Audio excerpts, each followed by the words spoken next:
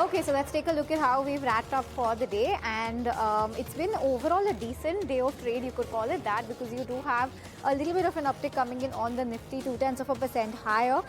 Some Nifty candidates have done very well for themselves, the likes of Shriram Finance up 6%, Tata Consumer is up 2.5%, so that looks good. Apollo Hospitals, Tata Motors PV, M&M ahead of its earnings tomorrow, also perking up really well.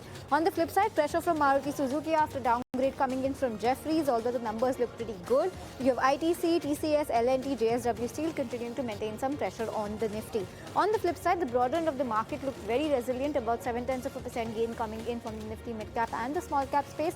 The advance decline ratio right now in the favor of the advances, given the kind of broader market momentum that we've had in terms of earnings. Nifty Realty, the top sectoral gainer, followed by PSU banks, pharma, Nifty Bank, energy, metals, auto. Your IT on the flat line with slight pressure coming in on FMCG, which is surprising because you do have Godrej Consumer that was up 5%, Dabur up 3.5%, Tata Consumer up 2.5% on the back of some very strong and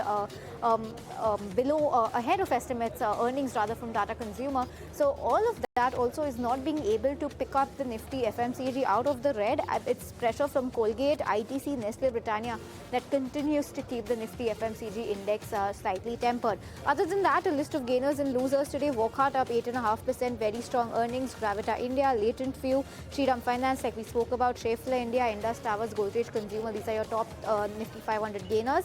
On the flip side, Netweb Tech, Zensar Tech, Aptus Value, JK Cement, Polymedicure, Patanjali, Maruti Suzuki, Adani Green. These are some of your top Nifty 500 losers. But that is how we're wrapping up for the market today. A 0.2% uptick coming in on the Nifty. We have not been able to close above that 25,800 mark. The weekly Nifty will be tomorrow. Let's see what happens in trade. But thanks so much for tuning in. With that, it's a wrap on this edition of Closing Trades.